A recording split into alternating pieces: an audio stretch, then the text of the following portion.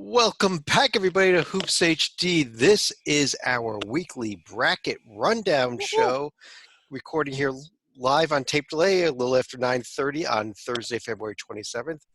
I'm your host, Chad Sherwood, joined by a panel of experts here. Let me go quickly here. We've got Experts. down over here, kind of across me at an angle, is the bottom row is John Teitel, one of the top bracketologists in predicting the selection committee in the entire world. In the known universe. What are you, number 2 or number 3 right now, I believe, overall at the Bracket Matrix. Right below me, Joby Fortson, the creator of the Joby Nitty Gritty ratings, the JNG that you can see up there on our website, the number 1 computer-based metric in predicting the tournament in the entire world. And over here is David Griggs, the puppet. Yes. Well, we got to have comic relief, I guess. Yeah, Chad, I love how, like, one of the points of emphasis for this show is that we have one of the greatest metrics, well, the top metrics person, we got Joby, and we've got Teitel, and tonight we are not even trying to guess the committee. We're just doing our own little thing. Well, yeah. What we are doing tonight is we are going to. We did, the selection committee begins meeting in a couple of weeks, and they are going to have this whole system that they use. And I could actually sit here and spend 2 hours telling you about it. I'm not going to do that because we did absolutely nothing like that. We did our own different systems to do this. But what I had was each of the 4 of us, together with 2 other of our colleagues, Mike Cha, who can't make it tonight, and Rocco Miller from Bracketeer.org, who also could not make the show tonight, all submitted our top 55 teams, regardless of conference. I basically cross-country scored those to come up with a consensus list of about 60 or so 65 teams. Then went ahead and bracketed that up, and we're going to kind of do a little selection show type of reveal tonight, correct? Yeah, and we don't know the bracket, only Chad does. The other thing, Chad, that there's always these points of emphasis. We forget one of them. Thursday's games were not considered. Not considered at all. So as we record this, Wisconsin, the Wisconsin-Indiana game just recently went final. We've got a couple of huge Pac-12 games about to tip off in the next hour or so, and those are not considered in here. So if you're watching this on Friday morning, we may discuss those games a little bit as we discuss those teams, but they were not factored in at all, correct? Yeah. And anything else may throw some terms out there. We'll try to define them as we go along. But as you can see, we've got the right over here, we've got a blank bracket. I'm going to start by revealing the top 16 teams in order. We call the protected seeds, those teams that are shaded in yellow, with the 1 seeds beginning things off. And probably not any surprise whatsoever that the number 1 overall team going to the Midwest region, playing its first 2 rounds in Omaha, is the Kansas Jayhawks. I mean, that's who I had overall. I still think a case can be made for Baylor. Baylor certainly has a pass to the number 1 overall. But with, the Midwest being in – where is the Midwest is in Indy. The South is in Houston. And you got to think that even if they switch, Baylor will still be in the South region. Kansas will still be in the Midwest region. They'll still be playing their first 2 rounds in Omaha both. So – it may not matter too much at the end of the day, but right. Baylor did win the aggregate, though. They played twice. That's a soccer. Explain the aggregate. Baylor won by more when they beat Kansas than Kansas won by, so they won the aggregate. Who had more away goals? That is a good point. That is a good point. Well, we are. This is basketball, not hockey, not soccer, not anything else. After these top 2 teams, though, we get to the 3 and 4, and Teitel, number 3 overall, a little bit more important here because we got 2 teams from the West Coast in both Gonzaga and San Diego State that would rather be in the West region than in the East region. So Gonzaga came up number 3 overall. You agree with that? I do. I think I love undefeated teams. Now that the Aztecs are no longer undefeated, I think this makes all the sense in the world, especially because it's one thing to lose at home to UNLV. It's another thing entirely to lose at a BYU team that is red hot. And I think that the Aztecs, now that they're vulnerable, I think they'll refocus.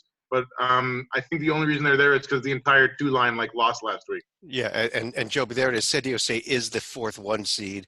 Now they still get to play the first 2 rounds of Sacramento, and they'll be there probably no matter where they are on the seed list, quite honestly, because there's not many West Coast teams up here, but potentially having to go to the East region in New York. And we've talked about this in past shows. it is a battle. You really want to, would you rather be that 2 seed out west and face Gonzaga rather than whoever we decide is the best 2 seed? Because it seems like a lot of those 2 seeds that are being mentioned, the discussions are, Chad will show us, but it's the Big East triumvirate. It's Duke. It's it's not Duke. It better not be Duke. We'll get to Duke in a minute here. They've had an interesting couple of weeks, Maryland. definitely. Yeah, it's Maryland. I mean, it's they might play State. Duke in the Sweet 16. Yeah, but it's those, those are the teams that could find themselves in New York City. And San Diego State certainly doesn't want to play an East Coast team in New York City. Yeah. I have a dissenting vote here. Can we look at the 2 profiles, Chad? Gonzaga and San Diego State? Yes. Okay, I'll pull them up here quickly. Gonzaga on the left. I'll put San Diego State here on the right. Right. And it depends on what you value. And as far as Seconds what to load. this particular committee is going to value, I think it is going to be exactly as we have it. Me as an individual, I just love the neutral floor win and the road win at BYU more than I like the road win at Arizona and the home win at BYU.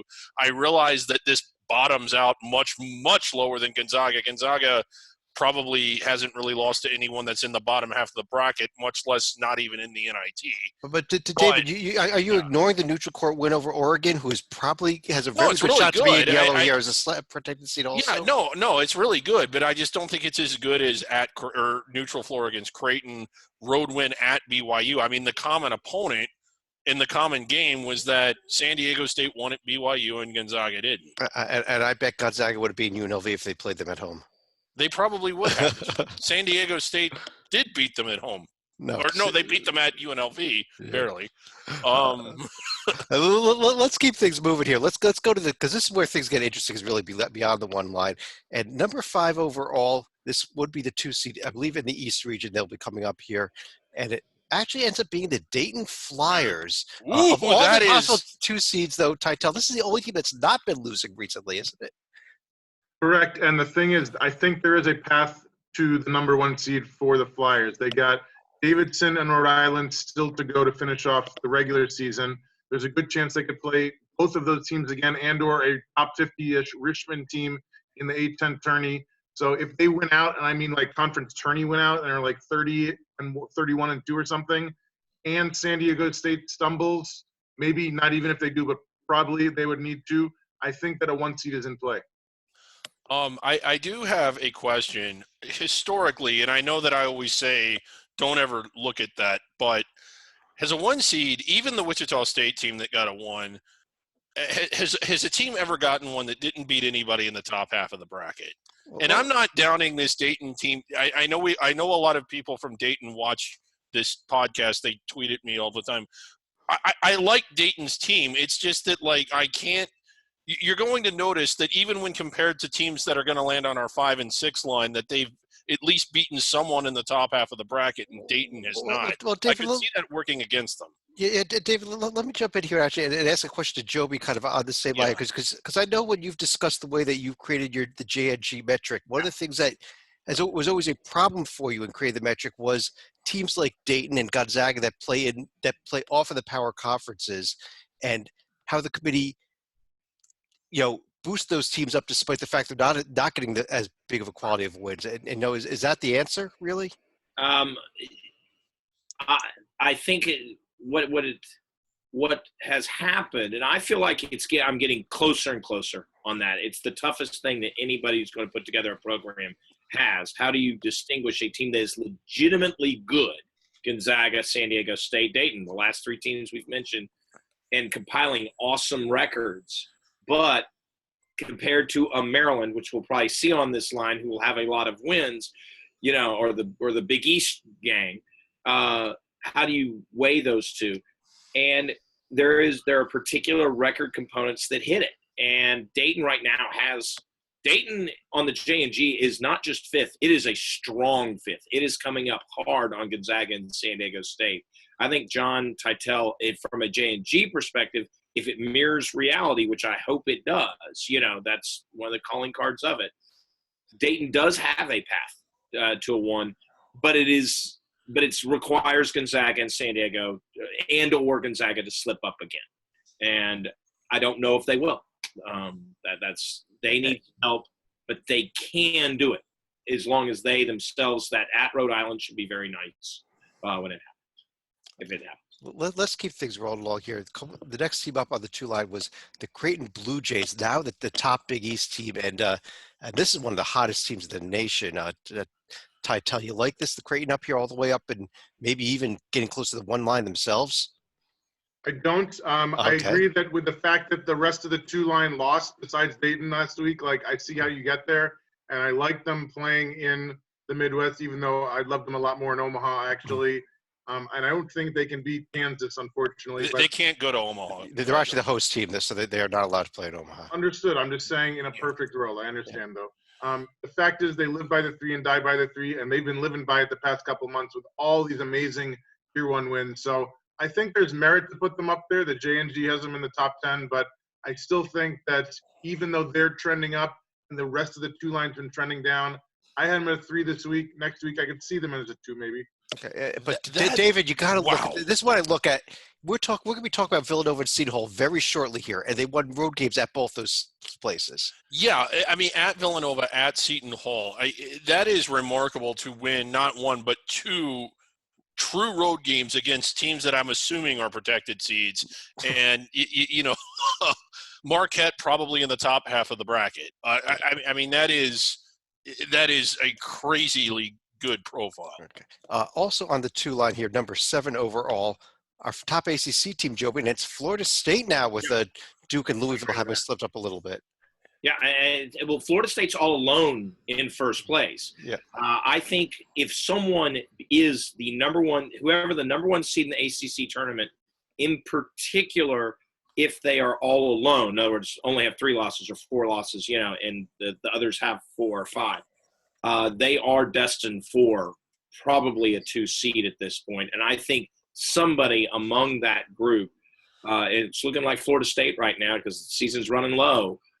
Florida State looks like that team, and you can't fault. They are playing very well. They had a great win this week, kind of a big rubber hits the road, game against Louisville, and they came out on top. And I can't disagree. I think this is where I have. Yeah, and David, number 8 overall, the last team to make the 2 line. We mentioned this earlier. Maryland, the top Big Ten team in the bracket. Yeah, I mean, I know that they're coming off a almost loss, but an almost loss is a win. An almost loss is a win. It was a win on the road. Minnesota probably not in this field, but Minnesota has been very, very good at home this year. So Maryland should get more credit for that than what it appears at face value, because while they're 500, they're basically 900 and something at home and 10 on the road. So, I mean, that was a really good win for Maryland. They are on a tear. I think they have a 2-game lead in the Big Ten. That's a really good conference. I think I had them at 9 overall. So, I mean, I had them right in this area. Mm-hmm. I had been very critical of Maryland largely because I just didn't think they had beaten protected seeds away from home. But they basically have now. And, I mean, when you have that kind of a lead in the Big Ten and you're winning road games like that, this is about where they belong. Let's go onto the 3 line here, and Tata, let me start by showing the first of the 3 seeds, and I'm not sure where it's going to show up. There it is in the East region. Villanova now our second Big East team. That is a good pick, and I think that they might even be favored against the 2 or the 1 seeds, who might be a combined 65-4 or something ridiculous. You don't pick against. You used to pick against Jay Wright in March. You don't anymore. Playing on the East Coast in New York City with a full house at the Garden. I like Villanova right now coming out of the East. Yep. And Joby at number 10 overall. How about another Big East team? How about Seton Hall getting in here as well? And I really like Seton Hall. I know they've had a few a stumble as of late, but they are still in first place. And that's going to hold a lot. I truly believe regular season championships, when you're comparing teams within a conference, I actually think the committee, and I know we're not trying to guess the committee, but it is for the folks listening to the podcast as a point of when they're trying to think through it. I think the committee does look at that. I Oh think, yeah. especially in a conference like the Big 12 or the Big East, which is a complete round robin, and they might less so on a conference like the ACC, but I think it's still a factor. That's why I mentioned that with Florida State, and I think it's rightfully a factor. And then when you have what Seton Hall has just done, I mean, look at the ats on that on that. All those Yeah, all those tier that's- one wins. I mean, that's pretty awesome. And so, I definitely give my hat off to Seton Hall. I could see them. Great arguments for Villanova and Creighton. I have no qualms, but I could see Seton Hall be the top. I consider them, the three of them, the become a Big East block party real easy. Right, and the big game coming up next Wednesday, even before we get to the conference tournament, these two teams, Villanova and Seton Hall, have to play each other at Seton Hall still. It could play each other again in the Big East tournament, so a lot to be decided here in the Big East among these top three teams, really. David, number 11 overall on the 3 line here. I think this is going to be in the West region. There it is, Duke having to go to the West. They get Greensboro, but they got to go West for the region. Yeah, I don't think I even had them quite this high. I mean, I had them about in this area, but I mean, a team who's the top of their profile is fantastic. The bottom of it is really bad, like losing multiple games to. It's Wake Forest. Yeah. I mean, Well, let's pull up this Duke team sheet because it's one of the stranger ones we've ever seen at this point. After what they've been doing lately. Yeah. Look at that. Good Kansas, Florida State, at Michigan State, but look at the at Wake. Look at the Stephen F. Austin Hope. Look at the at Clemson. Yeah. Look at the 22-point loss last week at NC State. Wow. Yeah. It's not typical Duke profile. There's normally a lot more in that quadrant one, and that's the problem here. Huge game Saturday, Joby, at Virginia, obviously. Yeah, I mean, and we'll talk about Virginia later. I assume, this is where the ACC this year looks remarkably like the Big Ten a few years ago, when all the Nebraska and Penn State fans were furious they weren't in because they had these great conference records but nothing to show for it. I think ACC fans better brace themselves. They're looking at only 4 teams, probably, maybe 5, depending on how NC State plays out the rest of the year, or if Notre Dame goes on an amazing tear. But it's going to look very similar. And as a result, you see Duke, if we pull up Florida State's resume, if we pull up Louisville's resume, when we get to Virginia, there's going to be less at the top than you typically have from a team who has a bye to the quarters in the ACC tournament. All 4 of them have byes now. It's set. The top 4 set in the conference, and they don't. They haven't piled up the wins that you would normally get. A lot of people are praying that Georgia Tech somehow gets one more nice outing, so they're at 76. There's 76 net turns to 75, and magically you give another. That I don't know how much that really matters. I think the committee looks beyond that. But Tytel, I already pulled up number 12 team overall. Their last 3 seed in the Midwest. Louisville, our 3rd ACC team now. You agree with that? Love it. No veto at all. I like the fact the way this is shaping up, that Kansas and Baylor are rewarded not only by getting to stay in their regional geography areas, but when you look ahead, I'm not saying that all the 3 seeds are going to advance, but I think coaching comes into play a lot when you get later and later in the tournament.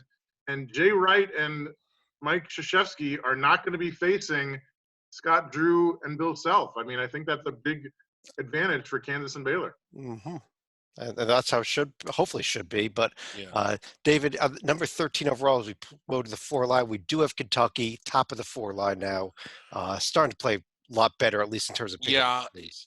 I really like this team. I mean, when I say this, I'm really impressed with what they've done. I think that, I mean, it's obvious that when the committee didn't pick them for their original top 16, that they're probably weighing that Evansville loss pretty heavily, and I think they still are. But if you look past that, and then all they've done, on the road, if you pull up their profile and how they've already finished first in the SEC, And yeah, here it comes for those of you No, watching. I just typoed it, so it's going to take us a minute. But go ahead, keep talking. Okay, yeah. But I mean, they've certainly been playing really, really well. I think they've been playing like a protected seed, probably even a 3 seed. And how excited is Kansas to see them and potentially in the round of 16? I Well, mean, I'll tell you what the best thing. If the committee has a sheet like this, and they don't use my sheets, but a Yeah. few more wins, and there's going to be so much on the win side that the Evansville game is just going to slide right off the bottom of the screen. yeah, there. it's just going to be like we really won't easy be able to see it anymore. overlook. Yeah. And they've been on a tear. I know recency and that the last 10 is no longer a factor within the committee room, but No, it's is not a on the recency sheet. bias. Yeah, it's on the sheet. There's still a recency bias that humans, by their very nature, have. And Kentucky, ever since they were "quote unquote" snubbed, they haven't lost a game, and they've played pretty good teams, in that run, on the road, etc. Good for Kentucky to, I think Calipari's using it. Okay, number 14 overall. John, Penn State in there, another team that was snubbed by the committee in the bracket reveal a few weeks ago. I think we can all agree that they were this close to sliding off the 4 line the other night. Sorry to say Don't talk to me about it. I'm not happy about it either, my friend. Believe me, I want to see your boys in it. I think that would be nice to have a 4 seed, and I think that's accurate for now. We certainly didn't play like it, and I think that they better get it in gear or they're going to keep sliding down. I think I like the Aztecs in that 1-4 matchup. I don't know. It's tough. This is the penalty of the Aztecs. You see there. If the bracket holds, they got to go to New York with Penn State, Villanova, and Dayton there. Probably have to go with Penn State and Villanova, who are a car trip away from New York City for both schools. And Penn State, because this will be the first time, their fans get to actually enjoy the basketball team. I bet you they fill it. I bet you they fill that. Oh, they've been selling out all year. Well, Villanova fans may have a say in telling me who gets what tickets. But number 15 overall, we got our first Pac-12 team, Oregon. Joby, you agree with that? I actually had Oregon. I think maybe even a step up, like 14th. Okay. So yes, you've heard me already tonight. They're the team playing. While they're not the first place team, that goes to the hated Sun Devils. But they are I think playing the best in the Pac-12.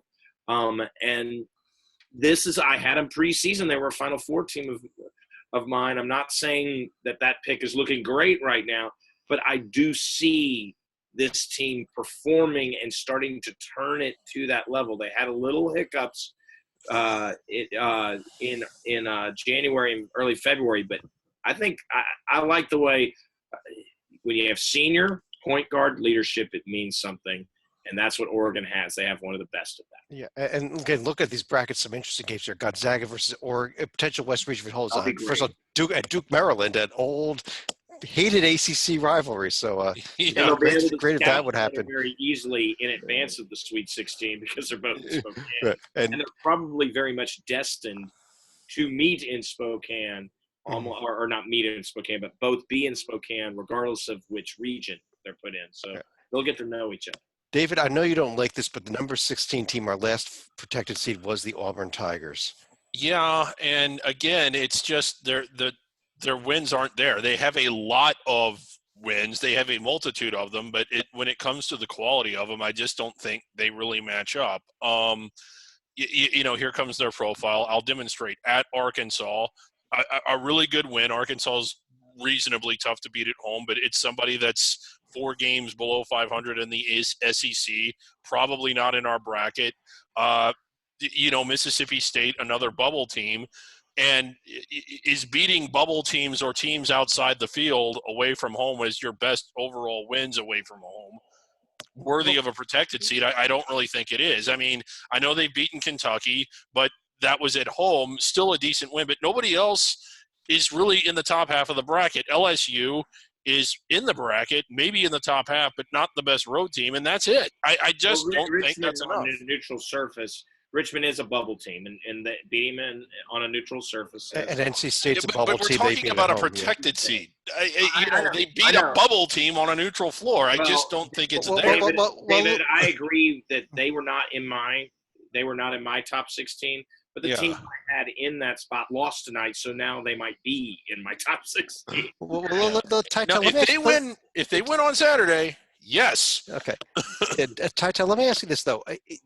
Auburn, are they up here? Is it because of the lack of losses? It has to be. I mean, there's not a ton of tier 1. I think Arkansas might end up at tier 3 at the rate they're going. They win at Kentucky, that changes everything, but that's a big if. Yeah, I think that's fair. Okay. Well, let's go ahead. From here on out, we're going to do a full seed line at a time to get things rolling a little bit quicker. We're going to get into all the 5 seeds. And Tata, let me stick with you as we reveal all 4 5 seeds here. When Kentucky's the Midwest region there, you have Michigan, Michigan State, Iowa. So you get 3 Big Ten teams here, and then Colorado rounding out the 5 line here. And again, we are recording this at 10 o'clock p.m. I don't know what's going on with their game at Cal tonight, which is Yes. they're down big in the second half at Cal, which is ridiculous. But again, all this voting before that game went final. No, I think that's a good 5 line. Assuming Colorado, if they don't come back, then they're going to plummet. We might have Ohio State popping up, and we'll get an all Big 10 line on the 5 line. As far as matchups, Kentucky, Michigan, amazing history with teams like that.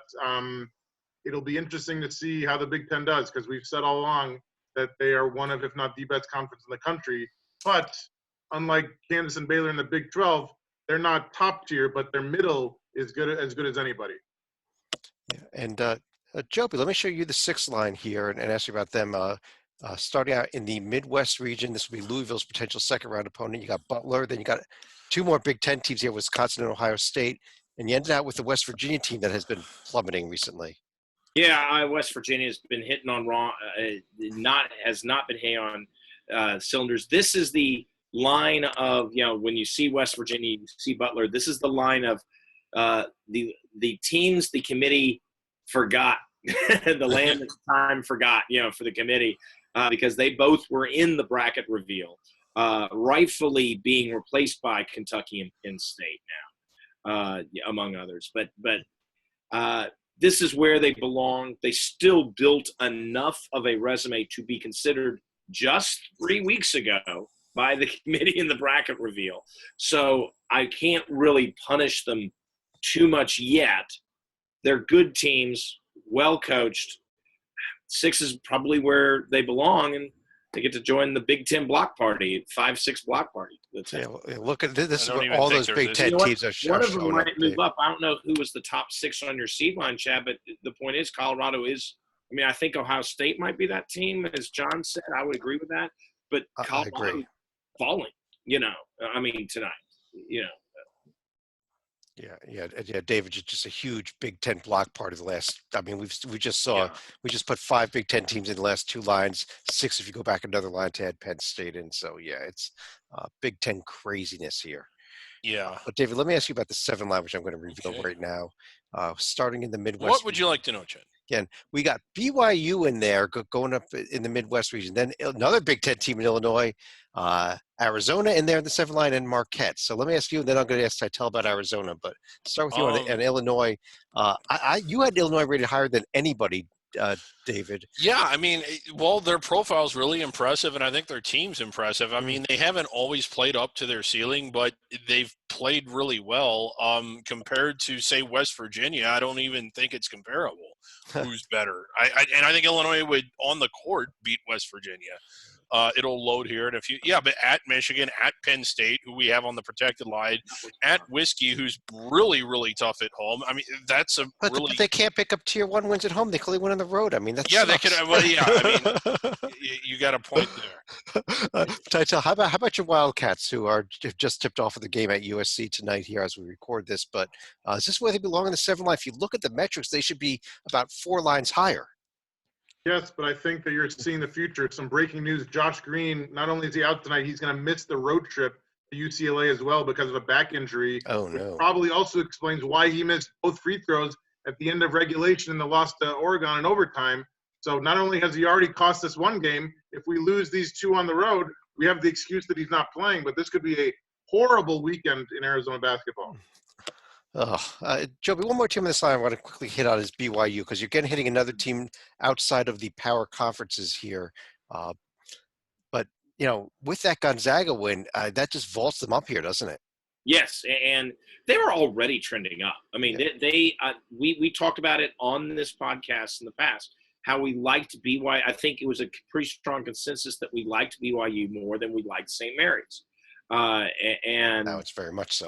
now it's very clear post BYU, post Gonzaga, but I fully expect BYU to be in this position because it makes the committee's job easier due to the Sunday 8 makes it very difficult in terms of Friday, Sunday, because those ones are probably going to remain there in those particular locations. So I think the committee will give it at least a wink to 7, but I think BYU's earned it.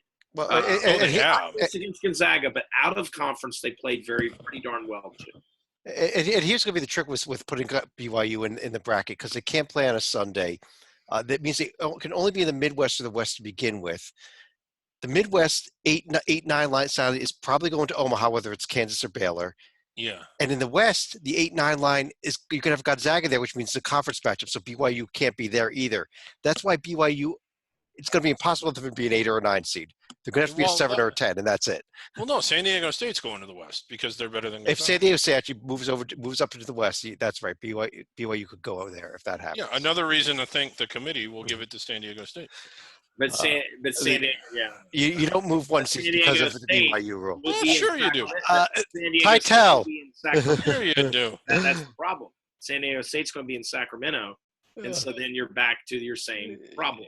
Yeah, you're right. You're right. San Diego will still be in Sacramento. Thank you, Joby. But Titel, the 8 seeds are now up there. We got Houston potentially match up with Kansas, LSU, Texas Tech in the West, and Arizona State, the first place team in the Pac-12, all the way up to the 8 line and wearing white now in the tournament. What a treat for national runner-up from last year getting to play Gonzaga in Spokane. That's very kind of you. And I think you're already breaking the bracketing rules. Doesn't ASU have to be an 11 in the first 4? Haven't we decided that? He's got you. I think so. Yeah. I kind of coughed there. Sorry. I think I muted myself at least, but yeah, we've got the defending national champs there. LSU, a team that's kind of falling, David, now. Yeah. But let's go ahead and reveal the potential first. We've got matchups. We've got matchups. First round matchups here. Houston's a potential opponent is Florida Gators. LSU, Joby gets your Virginia Cavaliers. Texas Tech gets Xavier. Arizona State versus Indiana. I am just. Man, you all like Indiana.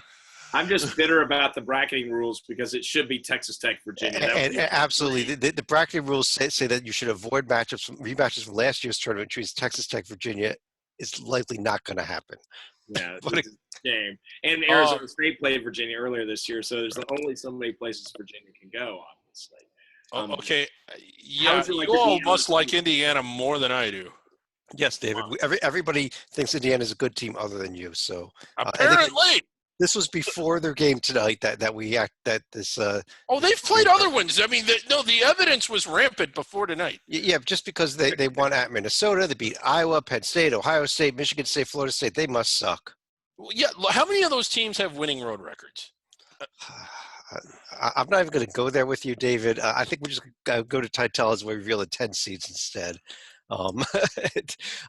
Potential matches for the 7 seeds. We got a BYU Wichita State game, an Illinois USC game, Arizona Providence and Marquette Providence way up there. Good job, what St. Mary's? Okay, David, I was not talking to you. I was talking to Titel. Titel, let me start asking you about with this Providence team, because this is another fascinating case study at a team with bad losses, but now playing so well and so many good wins now. Is this right for them? Are they suddenly vaulting up the seed list at this point with this profile? Let me enjoy the Tier 3 win by my Quakers as soon as it gets up there first, and then we'll go forward. It's a Tier 4 loss. Amazing. This team was dead and mostly buried, and all they've done since that horrible, horrible week in Thanksgiving. And now a Tier 4 loss, pardon me. Yep. It's all these road wins. beating Creighton and Seton Hall, all these top 4 protected seeds. Obviously, a huge game at Villanova on Saturday. We'll see. I think that they're in as of today. Obviously, 4-6 on the road, 1-3 neutral, not great. Non-conference schedule, not great. But the regular strength of schedule, because every Big East team plays all these other great Big East teams, amazing. You can't escape November like it happened. It's there. But, like, it certainly turned things around. Kudos to Coach Cooley. Yeah, and really, when I was looking at Providence, I've had the aversion to putting them in because of the bad losses and all season. With this breaking we did today was the first time I put them in, and as soon as I put them in, they suddenly went way. As soon as I got past the, not wanting them in at all, I suddenly had them way up here in the 9-10 seed range just because of these amazing wins they've got, and I think that's where this team is going right now. Clearly, and Chad, I think a big factor in that is their overall record. That 16-12 is not disqualifying. If you all of a sudden if that 16-12 had been 15-13. I bet you would not have put them in. I would not have put them in. Exactly. You got 4 games. You got 4 games over 500. No one would blame. Blame you. St. Mary's, David, I do want to address this with you very briefly. Yes. You did not have St. Mary's even in your field. I think you are. I had them on my you're board. smoking something when you're doing No, that. I had them on the. In Okay, fact, I'm going to very briefly pull up a team over here on the right that I would call David out on this because he had on his rankings St. Mary's. I can't even spell them correctly, but St. Mary's ranked 1 spot below the team I'm pulling up on the right here, the Georgetown Hoyas, a team that is 5-10 in their conference. David, I want to give you the conference is a little bit better than a 15-13 team for the Big East that's 5-10, being better than a 23-6, 10-4 West Coast Conference team. David, okay, well let's look at Creighton is better than BYU, winning at Butler, probably better than Whiskey on a neutral court, especially when St. Mary's beaten. What's that? And then, Arizona State hadn't really gotten it over either. And then, the losses. Georgetown doesn't have any bad wins. St. Mary's, Santa Clara at home, Winthrop at home, Pacific. Those are bad. Titel, what's he smoking? Something good if he thinks that Georgetown's better than St. Mary's. They are better than St. Mary's. They were, when Georgetown has, 10 healthy players or even 7 at this point, I agree with you, but the fact is, I don't know how healthy the guys are going to be next month. Santa Clara currently leads 7-0 against St. Mary's. And I agree. If St. Mary's loses to Santa Clara, then they're going down. I don't think Georgetown's replacing them. But right. I think beating ASU by 40 away from St. Mary's, I understand that it was a different kind of Sun Devil team. It's still a 40-point win over a team that's in the tournament. Yeah. Thank you, John. Let's go on to the 11 line here. And, Joby, let me bring you back in as we reveal these. We've got Butler coming up here, going up against Oklahoma, Wisconsin against Utah State, and Ohio State against East Tennessee State, who is inside the bubble. So even if they don't win the automatic bid, there's definitely a chance for a path to an at-large bid. I think if they lost to Furman, possibly Greensboro in the final, I think they are in the similar fashion that Belmont was last year. It's not unprecedented. And I just want to point out real quickly, in terms of the ranking on this line, we actually had the consensus was Oklahoma was the best of these 3, East Tennessee State second, Utah State third. Right. Then we're going to get to our first 4. That's where I didn't have Utah State in, but they were my first team out. So I don't have a real big problem. Oklahoma saved themselves this week because Bedlam did not serve them well. But then to respond by beating what has been a much better and improving Red Raiders squad, that's why Oklahoma's here. If they had lost that game against Texas Tech, they are at least first 4 and maybe all the way out. Who knows? And David, I'm going to show you the first of our first 4 games. It's the East region there. So Northern Iowa not inside the bubble? Not yet. Okay. We have not finished, but they were not above the first 4. Okay. Put it that way. The top of our first 4, top 2 teams in the first 4 coming up here. They're West Virginia's opponent in the East region. And there we go. The Rutgers Scarlet Knights against the North Carolina State Wolfpack. Yeah. David, I know that you're not high on the Rutgers no no road wins. But what about NC State there as well? I think NC State has done enough. I think they're actually a little bit better than this. I like them more than Utah State and Oklahoma. So, I mean, I definitely think they belong in the field. Well, Titel, NC State, the problem is they've got a lot of losses again. They do. 11 They're of them. hanging the whole resume on the Duke win, which I would too if I beat Duke by 22, because nobody ever beats Duke by 22. It's sad that a loss at home to North Carolina is a Tier 3 loss. That's certainly not their intent to schedule a Tier 3 team, but the fact is it's what it is. I don't think there's any way they're beating Duke in Chapel Hill next week, but you never know. They're hanging on by a thread, but when the thread is a 22-point win over Duke, it helps.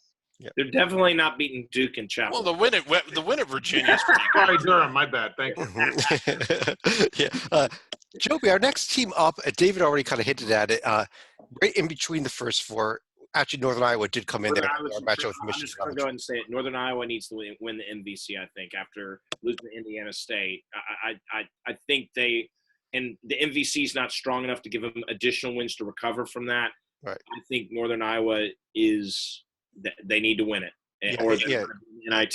I think it's a team. And the point here, though, David, is that if Northern Iowa needs an at-large bid, they're going to have another loss. And given that they are barely above the cut line as is, can they really survive that loss? On the court, I actually like them a little bit better than East Tennessee State. I mean, I like both teams, but the win at Colorado is a really, really good win. And then South Carolina looking a little better.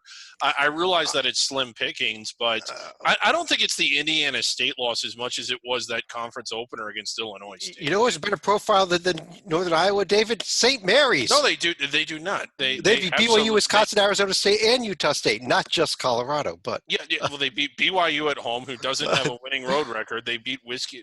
Okay, let's go on here. The very last two teams in our first four game, they are going to be actually showing up in the South region. Michigan State's first round opponent, and Titel, here they are. It is wow! Look at that. Stanford back in on a 3-game winning streak, and the Rhode Island Rams making it. St. Mary's is better than both of those teams. David, I wasn't talking to you again. I think if you allowed Stanford and Rhode Island to pool all the talent on their roster, they're still losing to Michigan State by double digits, unfortunately. Glad to see that Stanford is trending in the right direction. When their big man De Silva got a head laceration, I was worried he was done for the year. He only missed one game, coming back better than ever. Obviously, a huge road trip to the Oregon schools next week.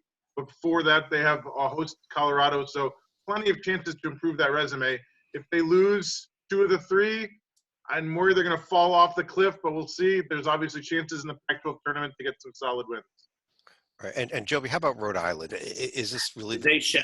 I'm as guilty as anyone.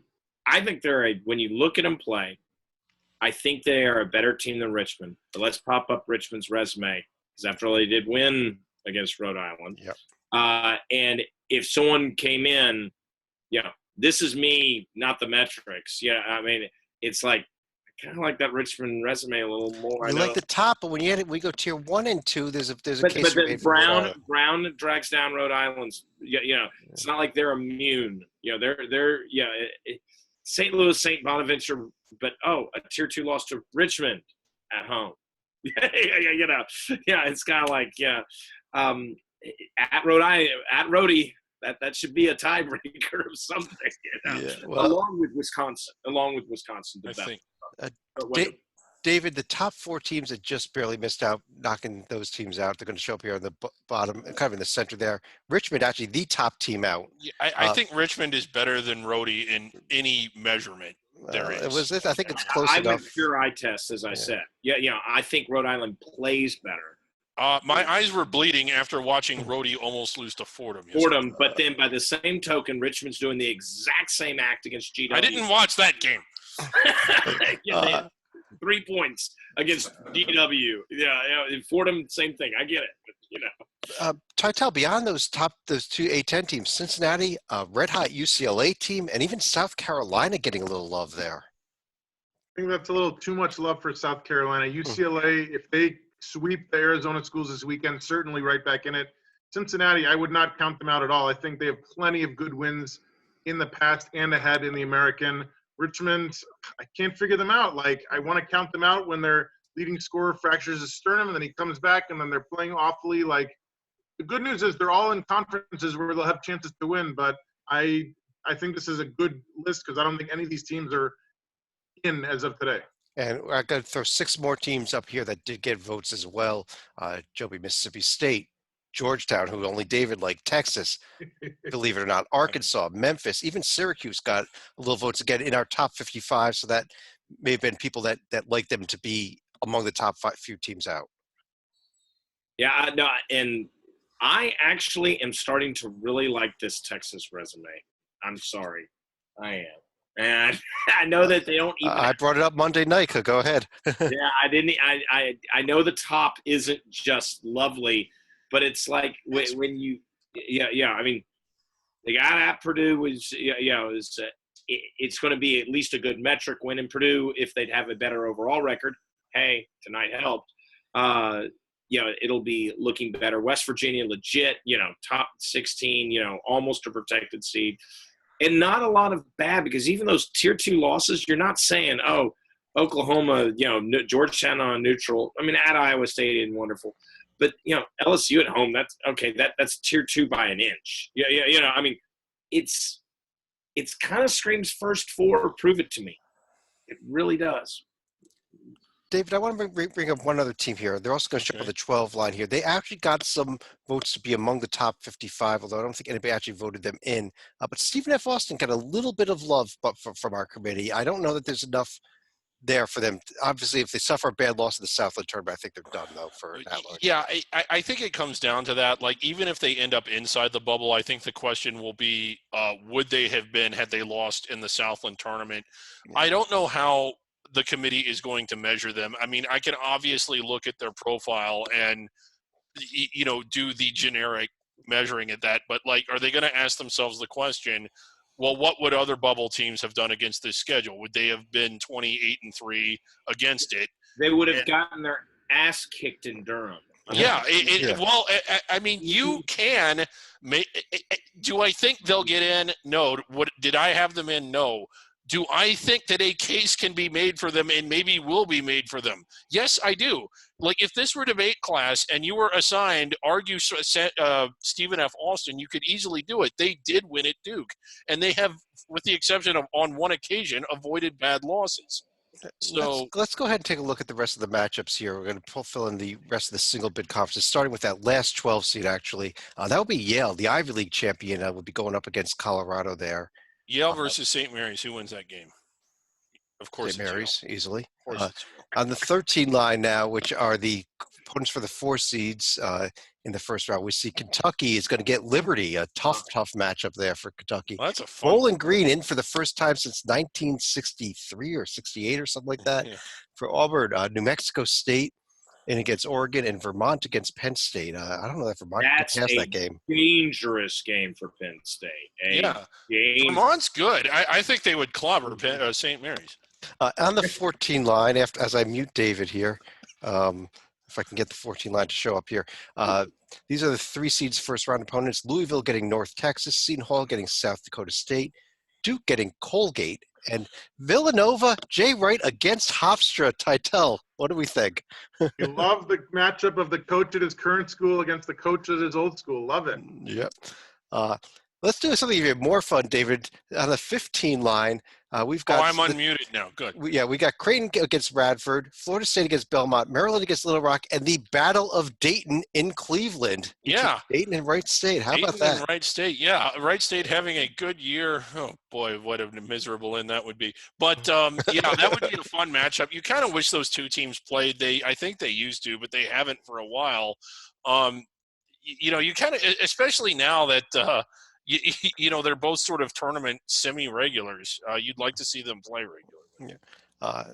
If they played during the regular season, that would not be a permissible first-round matchup, but it is. Finally, the 16 line. Kansas is getting the winner of a game between SFPA and Siena. Baylor's getting the winner of a game between Prairie View and North Carolina A&T. The Zags get Montana. San Diego State gets UC Irvine. The Eaters! That would be one of the more – when people watch this, because UC Irvine's one of the better 16 seeds, and they're not the same as last year, but they are one of the better 16 seeds you'll ever see. they will. If UC Irvine wins out and wins the Big West, they're not going to be a 16 seed because there will be upsets in other other higher rated conferences. Yeah, that will push UC Irvine to where they probably will more likely wind up, which is the fifth. Not Agreed. to pick on them, I don't know. That would be one of the more intriguing 1v16 games of all time. Mm-hmm. I think the Eaters are a little bit better than Radford, but I can understand why you put Radford there. On that note, though, that completes our field. So I'll leave this up on the screen here, but I want to run through each of you for any other final thoughts or comments on what we did here or anything else you want to discuss for the night. But Joby, let me start with you. I think it's pretty interesting that you see a group throughout this bracket. You're seeing groupings. We talked 3 different occasions, a block party of a conference. But even on the top line, there's a grouping of 2 Big 12 teams and 2, not true under the radar teams, but, mid-tier, just below the Power 5, champions who are running away with Dayton right behind them. As we said on the seed list. It's interesting how the groupings happen. Will the final portion of the season split up some of these groupings, or will they remain the same? And that's that, because as they remain the same, it actually helps the committee as they're seeding. Because if you have 4 Big Ten teams on a line, you don't have to, it's like, you don't have to really worry too much about some of the bracketing rules unless they're matched up with another Big Ten team or et cetera, in their element.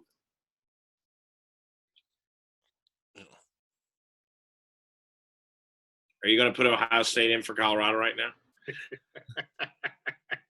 Chad, we can't hear you. Can you hear me now? It was beautiful. I Chad was talking to quiet myself. And we could not hear him. I was talking to myself. How about that? I got muted. No, but Joby, what I want to point out, though, is because the bracketing rules, with Penn State being here as a 4 seed, it may not be possible to have a Big Ten team here in the same bracket. So, they're a 5 seed after tonight, right? Yeah, but if Ohio State moved up and Colorado moves down, the committee might have to flip those teams back anyhow just for bracketing problems. So just throwing that out there. But Tytel, how about you? I'm going to give you a quick note about each region. For the East, I'm pretty sure Irvine is closer to Sacramento than San Diego is to Sacramento, so I think that would be a fantastic geography matchup. In the West, sending Duke and Maryland west to LA is great. If you don't remember their postseason history, I urge you to turn to the 2001 Final Four. I know because I was there when Maryland had a huge lead and Duke came all the way back to beat them before beating my Wildcats in the tournament. In the championship game, Baylor's reward for losing to Kansas is they're the only ones who gets to play in their home state in Houston against a bunch of teams who are not in the Texas time zone. And then in the Midwest, these 4 teams with rabid fan bases who are driving distance from Indianapolis, and the 2 winningest teams in college basketball history, Kansas, Kentucky, in an amazing possible Sweet 16 matchup. Absolutely. Although I would put out Prairie View is in Texas, so. Yeah. David, you want to finish us? I have a strong suspicion if that's the matchup, that Prairie View might not make it to Texas.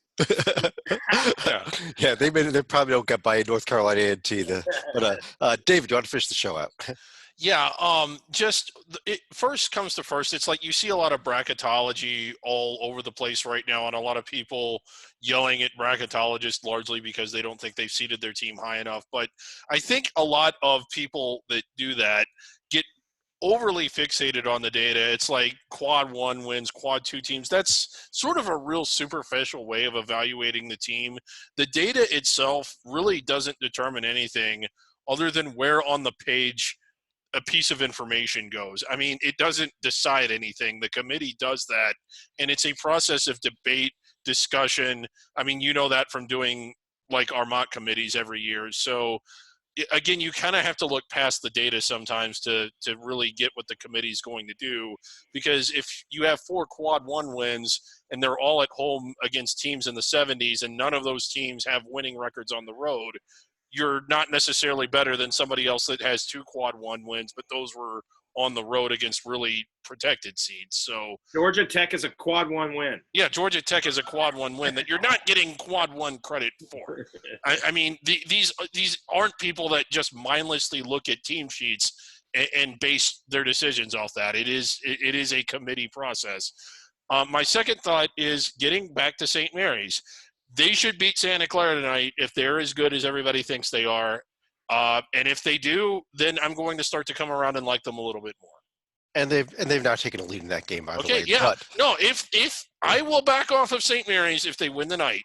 Santa Clara not a tournament team, but it is hard to win there. on that note, though, I do want to thank everybody for joining us. We're going to go ahead and we'll have the bracket posted below us here as well as up on the bracketology tab. If you looked at the results before we started this podcast, we forgot to warn you. So I'm sorry, we totally ruined the show, didn't we? Yeah, I guess we did. Who's we? But on that note, though, on behalf of David Griggs, John Teitel, and Joby Fortson, I'm Chad Sherwood. Thanks for joining us. We'll be back again starting next week with podcasts every single night for the rest of the season. It's championship week starting next Tuesday. Hoops HD report before that Monday night. We'll talk to you then. I'm going to the tournament in the Curtin. We'll get that Monday. Have a good night, everybody.